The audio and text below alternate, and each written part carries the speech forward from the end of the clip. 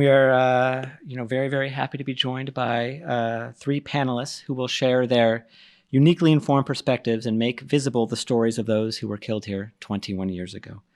Dr. Sekou Siby is the CEO and president of Restaurant Opportunity Centers, ROC United.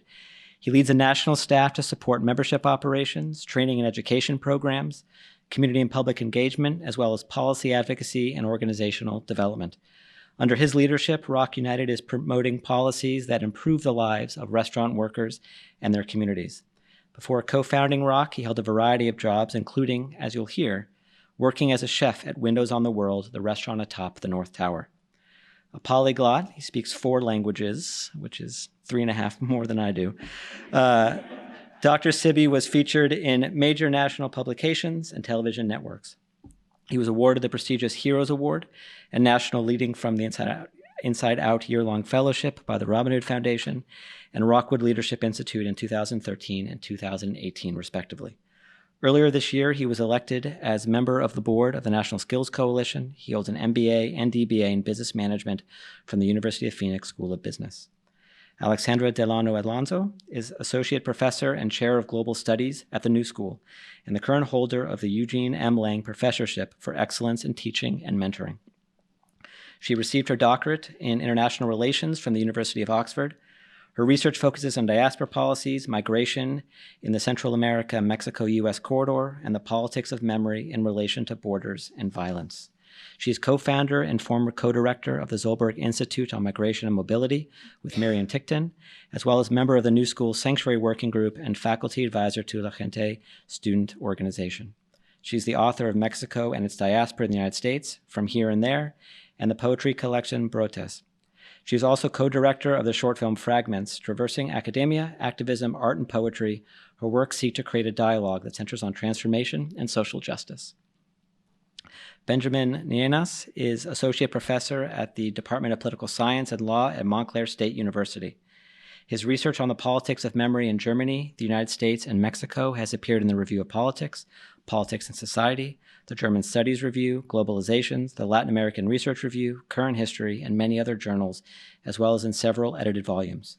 He is also the co-editor of Silence, Screen, and Spectacle, Rethinking Social Memory in the Age of Information, and of special issues in the International Journal of Politics, Culture and Society, Memory Studies, Social Research, and German Politics and Society. He received his PhD from the Department of Politics at the New School for Social Research in New York and has received fellowships from the Collège des Études Mondiales, I'm butchering that, in Paris, and the Humanities Center at the University of Rochester. He previously served as co-chair of the Memory Studies Network in the German Studies Association. So thank you all for joining us this evening. Thank you all for joining us this evening here and online. And please join me in welcoming all of our speakers in conversation with Executive Vice President and Deputy Director for Museum Programs, Clifford Shannon.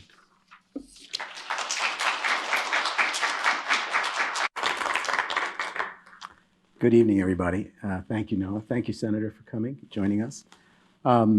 This is a program that actually really stimulated a lot of interest and conversation. We had, press interest and things like that. It goes back to something that I think any of us who remembered those days and the immediate aftermath were asking this question of how are we going to know who was in the building? How are we going to identify, particularly at a time when so many people were missing?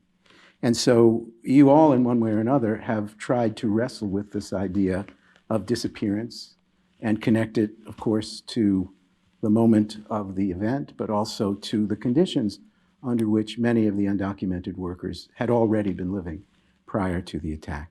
But let me ask Sekou Siby first, because you were working at Windows on the World, and by all accounts, and looking back at some of the films that have been made and the memories that people have shared about their time working there, it seems like it was a real place that people aspired to work, that gave them a foot up in some ways, that really was aspirational, and did draw from many, many different communities, including undocumented workers from a dozen or more countries.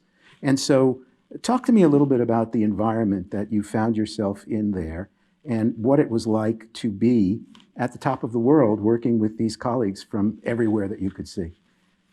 Thank you for having me. I think windows on the wall was a great place to be. The concept of windows on the wall was, it was a window on the wall. So from that window, you can see the entire wall. So the owner of the company made sure they bring people from all over the world. And that was the concept of windows on the wall. So you have folks coming from West Africa, like myself. You have a lot of people coming from Latin America, from Europe, from Australia. So whoever the customer is, when you come to windows on the wall, you will find somebody who come from where you came from. And that was the concept of windows on the wall. And it had a lot of undocumented workers, to be honest, and many of them that I know, and I think we'll answer more questions later. Windows on the wall, it was a place, another example was, for example, when we were at the kitchen. I owe my life to a situation where somebody asked me, will you work my shift? And I work your shift. And that person worked my shift. And, it didn't make it. But the idea was we were working as a family, and the cafeteria was, if you want to cook Filipino food, you can have it. West African food, you can have it. French, you can have it. So that was the idea. And as a Muslim, during Ramadan, what was happening is we have folks coming from India who bring their food. Indonesia will bring their food. West Africa will bring their food. So it was a communion, a space where we share all this food when we're breaking our fast. And for us, we were all workers. It was not important whether you documented or not. How did you get to be working at windows on the wall? That was not, it was irrelevant. What was irrelevant was, as a human being, we knew each other, we care about each other. And I have stories where I have workers who come from Mexico who show me the pictures of what they're doing for their family.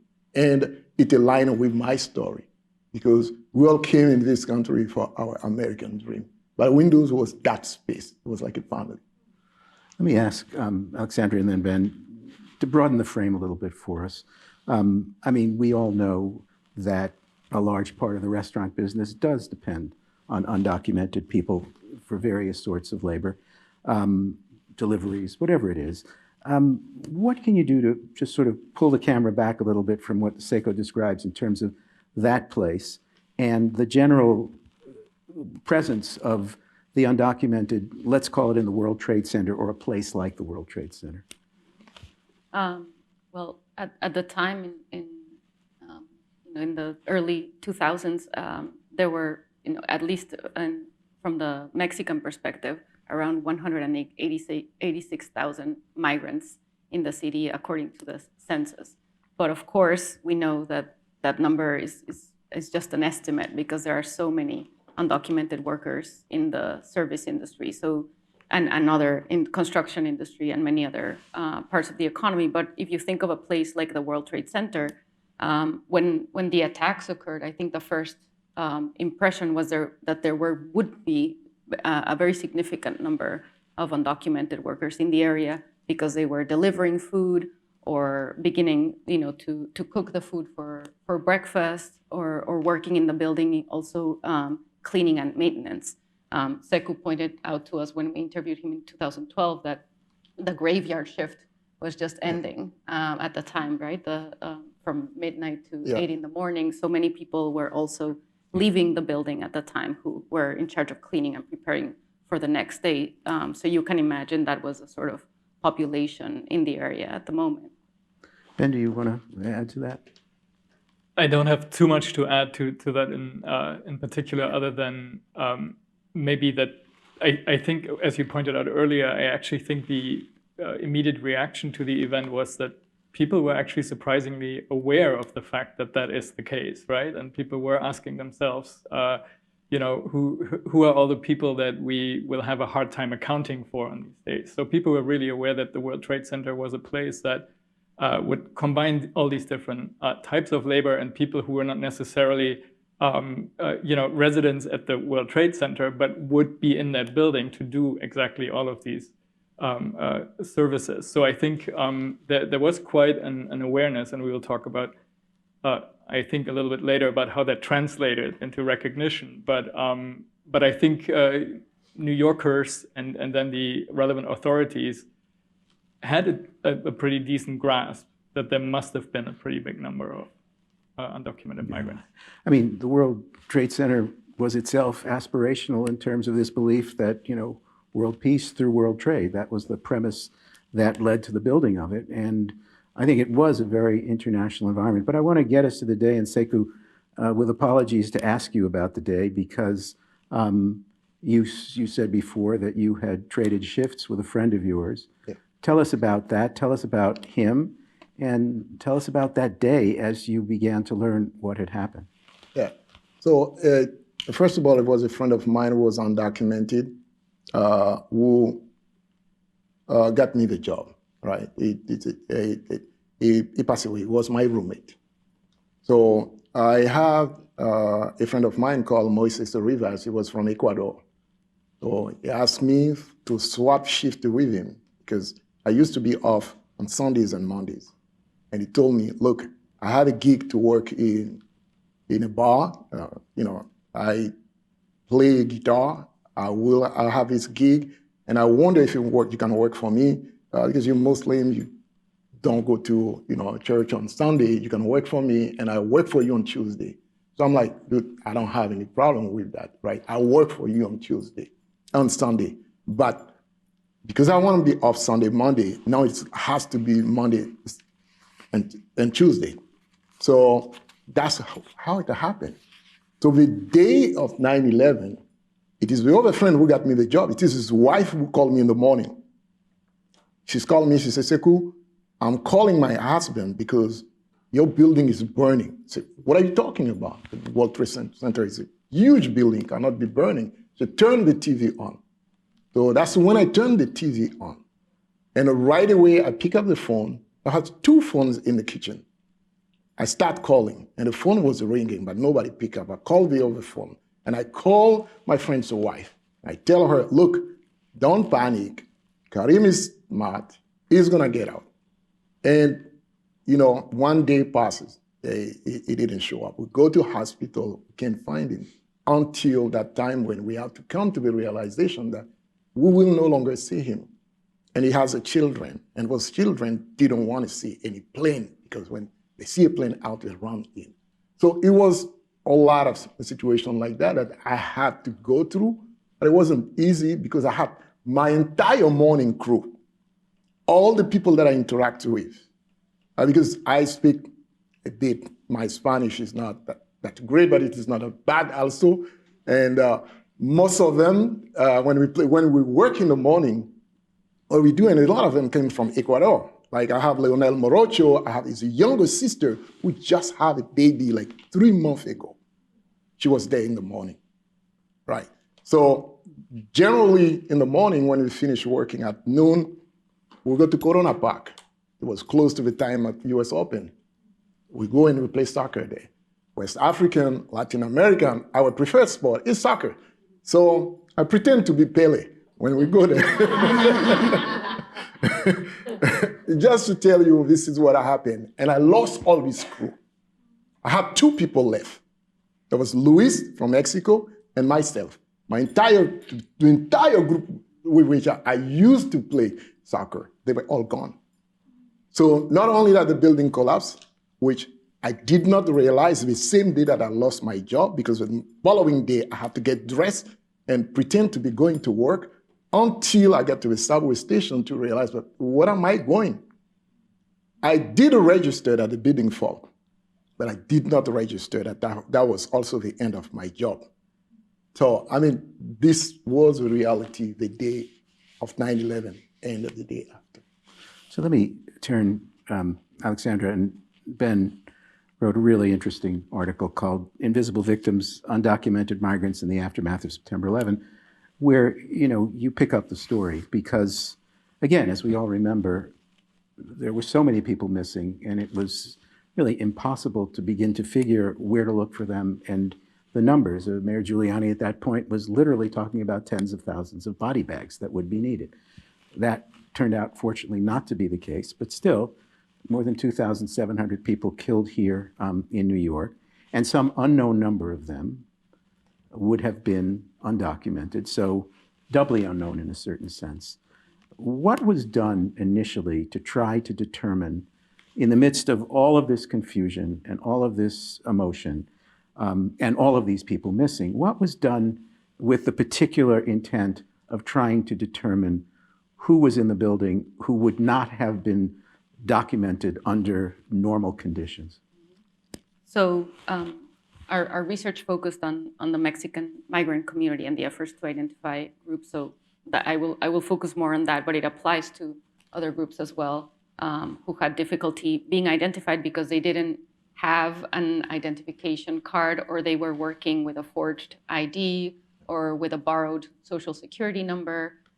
So maybe they were known in their workplace with one name, but their name that their friends knew them by was maybe another name. And so it was very difficult to establish whether they were there or not. And maybe people who knew them, who could come forward as witnesses, would be afraid to do so because they were undocumented themselves, and the repercussions of coming forward to an authority would be unknown and very difficult in the moment, especially in the initial days. So many people who had someone missing and were trying to report them went instead to the Mexican consulate and to community organizations like Asociación Tepeyac, or larger immigration coalitions like the New York Immigration Coalition, who were very active, especially in the area of Chinatown, of trying to support families who were looking for a loved one and who had also lost their jobs and were facing difficulties of different nature. And the Mexican consulate, at least in that case, partnered with some of the community organizations and other groups to visit hospitals and to go to different parts of the city to look at the lists of names and try to connect back with families who were reporting them from other parts of the United States or from Mexico, and also facing significant difficulties in making those connections because people in Mexico didn't necessarily have access to be able to call and to be able to report, and also to provide information of where their family members were, because they didn't necessarily know their address, their place of residence, who they were with, where they worked. Many families at later stages were asked to provide pay stubs or proof of phone calls that were made, and that was very difficult to trace because people who live undocumented generally don't have those registers, but also that the families in Mexico didn't have ways of tracing or keeping that evidence and showing that evidence. So all of that made it very difficult to fulfill the requirements of showing that they were present that day in this space, or that they had a relationship with the Windows on the World restaurant and had been working there for a long time, or had friends or family or loved ones who would speak for them and show and prove that they were there that day. Ben, the details that you provide in the article about just the hurdles that people had to overcome.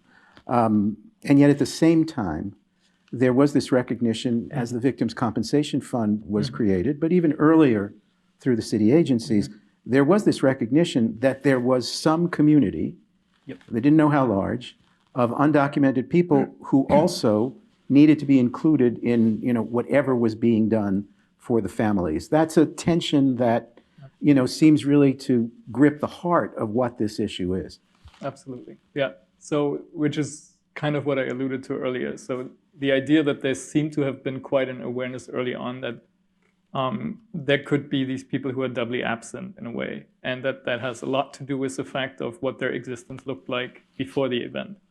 And so just to give a few examples of signs of that awareness. So FEMA, for example, made certain connections with community organizations. The Mayor's Office for Immigration Affairs came to some of the immediate aid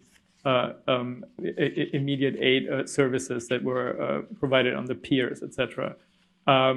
Kenneth Feinberg, of course, of the Victim Compensation Fund, asked the Immigration and Naturalization Services that any information given to establish identity for the sake of compensation could not be used for any immigration purposes, things like that. So if you think about all of those, they give a bit of an indication that there was some level of awareness that victims who were undocumented faced a particular hard situation, or the family members of establishing that identity.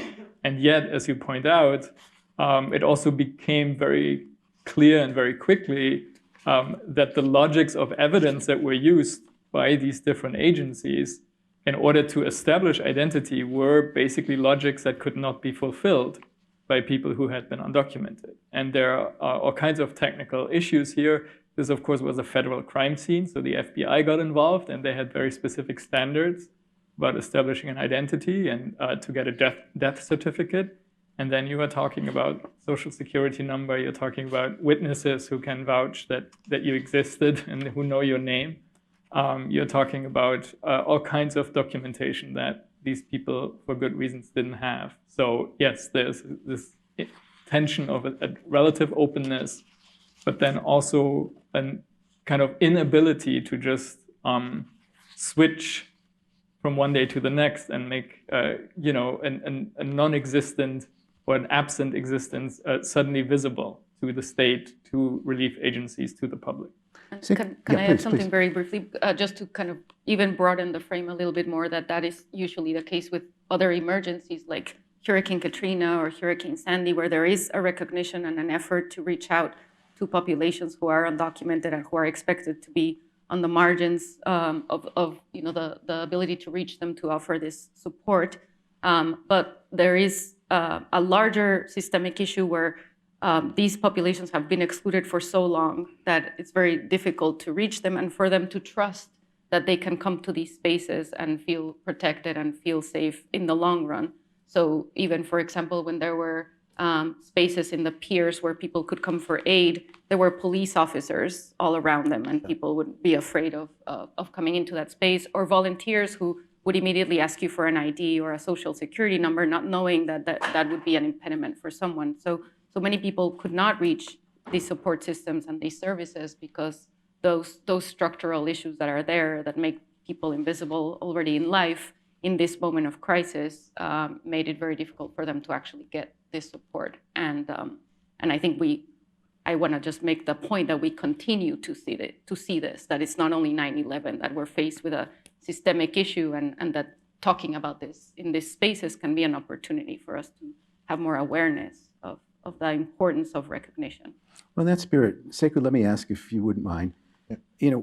Tell us about what that's like, living that from the inside, so that you and your colleagues, some number of them, were not documented, and so you were living in this limbo with a certain degree of fear, I imagine. Yeah. And would you share your fears and your circumstances with one another, or even with one another, would you hold back out of the fear of being exposed? I think, let me go back and say, a lot of time we talk about being undocumented. It is not a straight line or the black and white all the time. You may have a case that's pending that get denied, and that some days you are undocumented, you have a working permit, and other days you don't have anything. So sometimes I happen to be in that break time where I have a file, and from 2000. From 98 to 2001, I was documented, temporarily because I had temporary paper. But for the most part, I would say I've been here since 96. I'm yet not a citizen, right? I will only qualify for citizenship next year. That tells you the length of time it takes to be fully documented, to be a citizen. It is a long time. The process is arduous, it's complicated. It has been very easier for me to get a doctoral degree than getting citizenship. That's just to tell you how difficult it is. That's going back to it. It is being undocumented is a very difficult situation to be. I was lucky at the time of 9/11 that I had that little working authorization that got rejected later. But most of my friends couldn't go at Pier 2. It was Pier 95. You couldn't go because you don't have an ID. At the entrance, you have a police that need to check the ID. Inside all the services, FEMA was there. The Red Cross was there. So every service that will support you was there. You don't have those services to support you. You are not qualified to get unemployment insurance. That's out of the question. So all of a sudden, from one day to the next, the undocumented population find themselves, wife and kids, no support at all and no job. So from inside, it is very difficult. And you had an FBI even in that location because it was really big, and it is complicated. One thing you don't want, even if you have a small, working authorization, I mean, your case is still pending. It can be rejected any day. You can be deported. So there is places like that you don't want to go, right? So we're going to places like Association Tepeyac, where I went there to get help, and other location where I can get help. But Pier 95 was not a place where I would say I feel comfortable, right? Because immigration was there too. I've seen it. I've seen them there. They wanted to know if you have a case that they can help you with. But if you are undocumented, this is not a place that you want to go.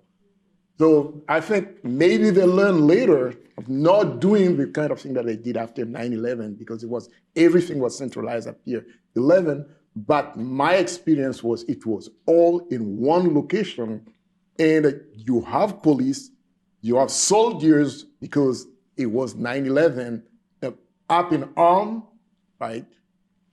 Protecting the location because I didn't know we were going to be attacked again. So as an undocumented person, you have a fear of going in a place like that and ended up back home, and you don't want that. So I mean, that's the reality of being undocumented. I think, and you talk about this, Ben, I'll ask you. And so for the families who, in many cases, a wife with children, the breadwinner, the earner is dead, is disappeared, is gone, and they may have even less experience interacting with the system than the husband or wife or whoever it was, who was the prime outlet in the world out there. So the families themselves having, off in the distance this possibility, yet nonetheless, it was very intimidating and in some cases too difficult for people to come and step forward. Absolutely, absolutely. And I think there's two issues here. One is the fear that Sekou so powerfully describes, to come forward and give yourself in the hands of a state that otherwise doesn't recognize you or wants to deport you. And then also it requires a certain type of knowledge to access public institutions and public services, right? And so if you've been excluded from them, you might not, intuitively know, how to handle it. And I mean, not that this was an intuitive situation for anyone, but if you haven't been able to access public institutions like that, then there's also a certain kind of lack of knowledge that prevents you from further accessing it.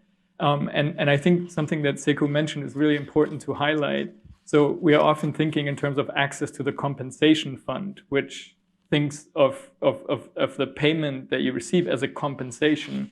But then there's also the question of aid, right? How do you get through the consequences of not having work, right, et cetera? And so what Sekou mentioned, I think is extremely important to highlight here.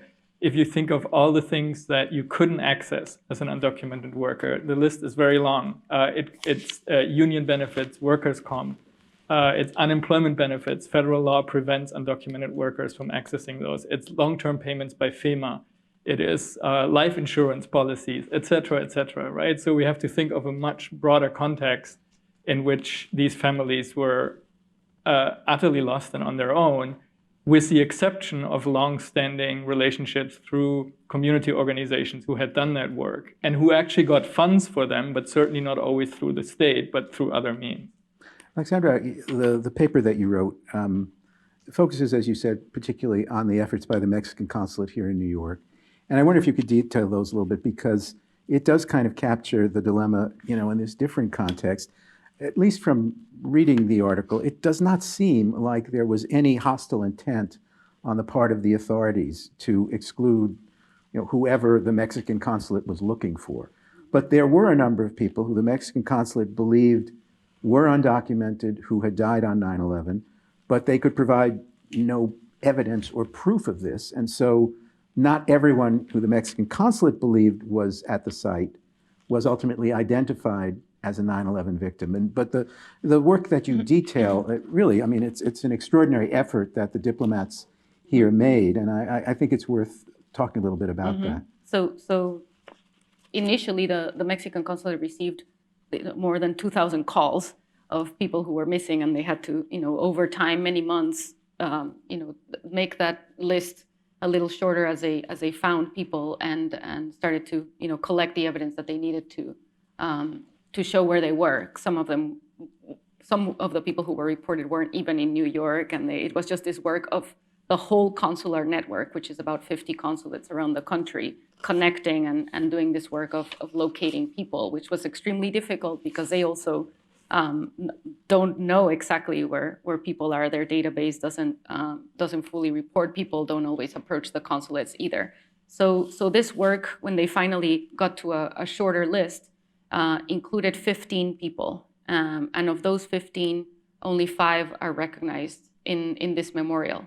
And the cases that they followed of this 15 people continued for about 10 years, included hiring lawyers to help find the evidence, to trace the cases, to go back to family members, to witnesses, to try to collect pay stubs, to try to find phone calls or anything that could show that the person lived in the city, in New York City or in the tri-state area, and to mark in a way their presence here. And that was just at one point they had to close some of the cases because the period for applying for the compensation fund or for the cases to be able to remain open were very difficult. And there were points where the FBI participated in some of the investigations, and there were a lot of people who abused the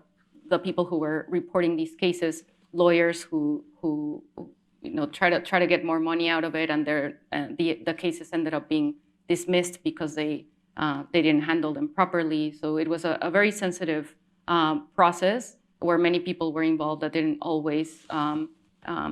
weren't always honest, and on top of that, families who were from indigenous backgrounds who weren't able to connect with the Mexican consulate, who didn't know how to provide some of the documentation that was asked, made it very difficult to fulfill the requirements, even when the authorities were so willing to offer the resources to support that process of finding the evidence. And on the other side, the authorities on the US side were opening this, but also with a period of time that was limited. And some of these cases needed more years for more evidence to be available.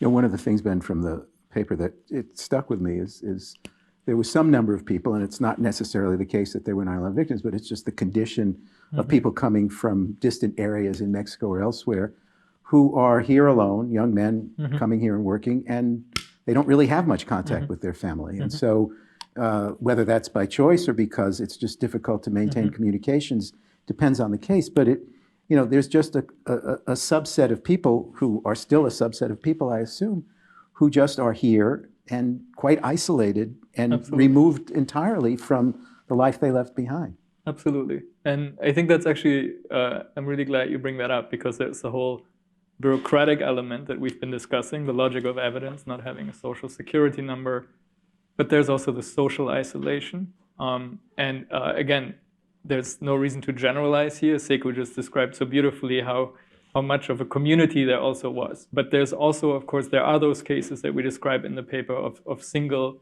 men who had actually very few kind of close relationships here. And if you think about it, there is a certain bureaucratic element of establishing someone's identity, but then there was also the element of listening to witnesses, right? Listening to friends or family members who can bring the case even. And if you think of these isolated, and they were often men, so if you think of these isolated men, there was no one here to tell their story and to bring their case forward.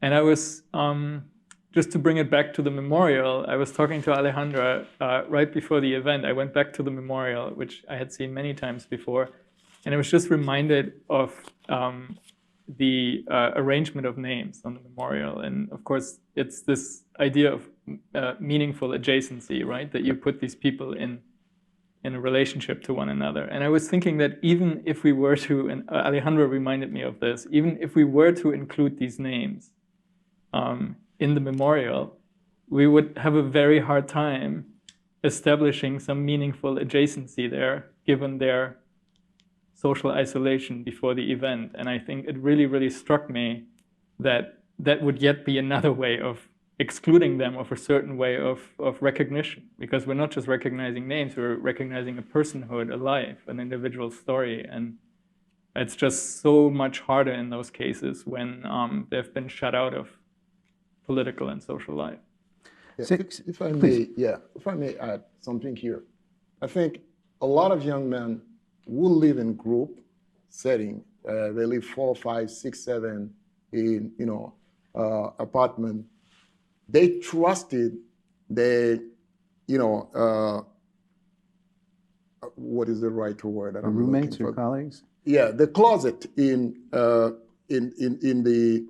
restaurant, right? There is a space where they will put their stuff. That's where they have a key. They can put all the stuff there. So a lot of time when we look at this type of situation, then why don't they have documentation? Because that's the way it was, right? Our example was the company itself didn't know who worked for it, right? Windows on the wall, at the end, they didn't know. They had to go back to the union and talk to the union and say, who are the people who have been paying dues? From that point, they were able to put a list of names together to pay, the building collapsed on Tuesday. So the last week, they needed to pay that, and they didn't know who worked for them. Because everything was in the building. So when you're expecting somebody who used to put his pay stub and all his, where is a secure document, where all in that closet at work, I mean, you can't find it, right? Because we're living 7, 8, and 9 in the apartment, you trust more where he's putting his clothes and his expenses, knife, and everything at work. So it was very hard to find them. Let me just ask you about that Windows group. Now, 73 of Yeah. the Windows staff were killed on 9/11, and that counts all different statuses, so citizens and non-citizens and undocumented. Yeah. And I want to bring this around to the Victims' Compensation Fund because it was made available to everyone who was designated as officially a victim of 9/11, and that includes 67 undocumented people. Did you find that the families of your colleagues who were eligible for this among undocumented workers there were able to access it properly? Yes, because in our case, the easier path was to work with the union. Mm-hmm. So the union designated individuals to work exclusively with the families. So they had meetings in the union hall all the time. They brought a lot of widows, generally was the widows, brought them together and guided them, gave them lawyers, and the union worked with them for several years and making sure that they get compensated. So this is how even Iraq has been able to, our organization has been able to get out of it, simply because we're working with the union and they support an asset as well as, the woman who lost their husband. And it, just reading from a book about the Windows on the World restaurant that talks about the way in which the Victims' Compensation Fund actually adjusted the compensation to recognize the aspirational nature of some of the work at the Windows on the World restaurant by the undocumented, that there were examples cited of people who really risen up the ladder. So the earning potential, which was the basis of the calculation, was raised because, yes, there was a way up for people. And I assume your experience is the same. You saw it as a way up for you at Windows on the World. Yeah, there was a way up. Yes, I started as a prep cook, and I became a cook after 2 years. So for me, rising up in the restaurant was, there was a path, to do that. Wonderful. Let's see if we have any questions from the audience. We have microphones available to you. The lights are going to come on, so we'll see you in all your glory. Gentleman right here, please wait for the mic.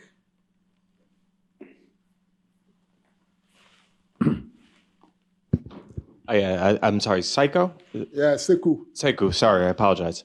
I work for the publication that was holding the event at Windows of the World that day. And one of the things I've always wondered about is I knew what my colleagues were doing on that day. Your colleagues that were there, and I apologize, but I just always want to know what was their daily event. So it was an event of 100 or so people. What were they going through? What was their preparations, I guess, for an event like that was going on from 8 until 5 p.m.? What was their day like for them? Thank you for this question. So it was generally, the reason why Windows on the Wall was busy was it was like a banquet hall, right? So when I come in the morning, I have probably 4, 5, 6, 7, 8, 10 different parties, and they have menus. So what you do in the morning when I'm a prep cook, there is nothing fun about it. It means, you have to chop a lot of onions, carrots, that's all day. Right, so you have that work that's being done, and if you know for example, that the menu has a chicken, the crew in the morning, that's the prep work. They'll take it from the freezer, they'll defrost it, they will sear it, and they will wrap it up, and that's the kind of work that we'll do in the morning. But we have also a lot of breakfast, in the morning, and the crew in the morning that day they were working on the breakfast. So in the breakfast, you have a pastry, you have a coffee station, you have the garde-manger station that will put the fruits, they chop the fruits and they put in the basket. They'll have a crudité basket, they'll put all of them together. So you have a crew in the morning to do that, and you have servers who will be bringing that to create a buffet. So this is the kind of way it looks like, but you have different parties. And it was a space where we have banquet for 4,000 people. It was huge. So you're gonna have 7 different rooms with 7 different parties, 7 group of workers attending to each one of them. And we had the banquet kitchen, right, a la carte kitchen. We have the bar kitchen, we call that the great bar on earth. We have that kitchen. So it was, Windows on the Wall was not one restaurant. Right. It was 3 separate restaurants. Complicated. Who else has a question? Who else has a question? Yeah. It'll come to somebody. Chris. Question is for Sekou, I guess for the entire panel. After 9/11, obviously your life completely changed, and I think you talk about some of this, the work that you did with family members, and for anyone else, I mean, you essentially kind of became somewhat of a community organizer yourself, working with those families and connecting the dots and connecting those resources. And so I guess I just want to get a little bit of insight as to your own personal mindset as you were going through your own grief, but also organizing with family members and trying to provide that help there. Did you ever feel too overwhelmed or kind of with the task at hand, something that obviously you never really asked for, but something that you did thankfully step up for? And then for the rest of the panelists also, while you guys were researching and writing that article, were there some examples as well? You mentioned the community organization that was there. What was your experience as you were kind of going through this from an academic background of the struggles that individuals were going through just to try to prove existence or try to get some kind of resources? Sorry, that was very long. Yeah. For me, I think it was a simple decision. We had 2 paths. Right? One path is I am sorry about what happened, and I dwell on that, right? And I'm very sorry that this situation happened to me. I don't know why I have this American dream, and all of a sudden it is shattered. That's one way of looking at it. The other way of looking at it is, gee, I lost 73 people. I have 73 families who lost more than me. I have this working permit that allows me to get, unemployment insurance. My friends don't have that. Am I going to sit there and be sorry for myself, or am I going to do something about, helping other people who are around me? So, and by doing that, it allowed me to forget about my own misery. By the time my wife was pregnant, 8 months. So my daughter was born on October 3rd, 2001.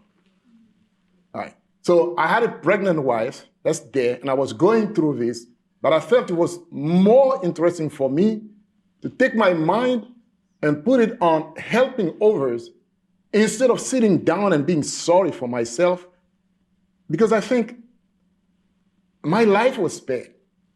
Right? There's nothing better than having that life. And that's how ROC started. Started to help other people. I started to volunteer.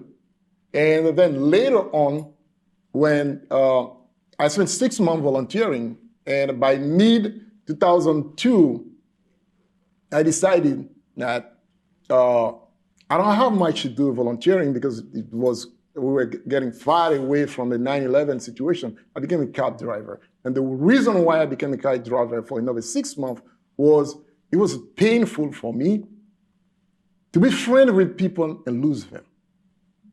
So a lot of times people don't see that aspect, but you work in a place and you imagine all the people that you know, that you go to bar with, that you go to party with, that you play with, that you go to lunch with, and all of them are gone. You worry that if you get too close to somebody, you lose that person. You're going back to the same situation that you went through. So for me, it was difficult. So my grief was when I was driving a cab, I didn't make a friend. But later on, I had to come back and say, my job is to be there for other people. And I was hired at ROC. And I started as a community organizer, a lead organizer, and until now as a president and CEO. But it is the selfish motivation of knowing that there are people who have a more difficult situation than you that need your attention instead of you focusing on yourself.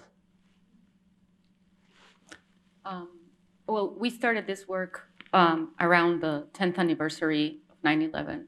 And for me, the question that has brought me here to all this work and how it has continued over the past 12 years was when we were at the ceremony commemorating the 10th anniversary and the Consul General read out the names of the 15 people who the consulate recognized as victims of 9/11.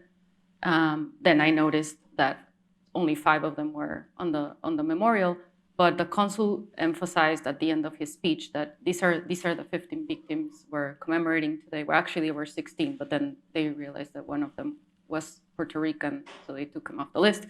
But at the end of that, he said, and the many others that we don't know and we will never know. And for me, that was so powerful to ask, why don't we know? And what does it mean to mark the fact that we don't know? And then to come to the memorial and realize that here, as it is, there is no space to ask that question, to think about what don't we know? Many memorials include a phrase of others or unknown, to just recognize that we will never know completely who was there, what happened, that there's always space for discussing further, and the power and the generativeness of the possibility of talking about what we don't know and why we don't know it.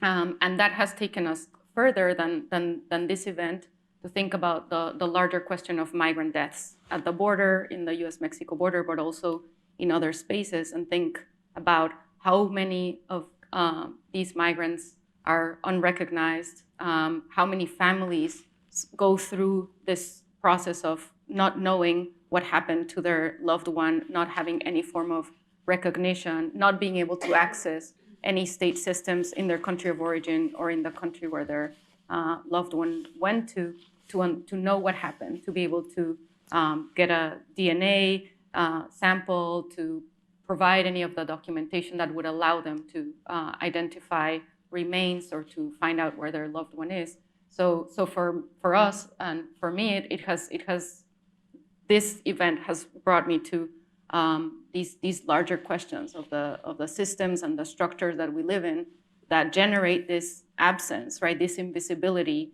and what as a society we need to do in order to address this, to recognize it in spaces as a memorial is powerful because of the questions that it generates for us.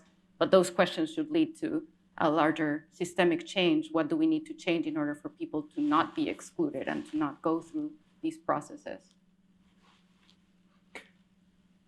Yeah, well, I'm not sure I have much to add. That was very powerful. I would add to that we asked ourselves the bureaucratic, the structural, and then also the symbolic question of the omission, of the double absence. And so this is, of course, an extremely complicated place in which individual grief and collective grief are negotiated, and a story kind of needs to be told what happened here, and a story needs to be told kind of who came together in solidarity to respond to it and how.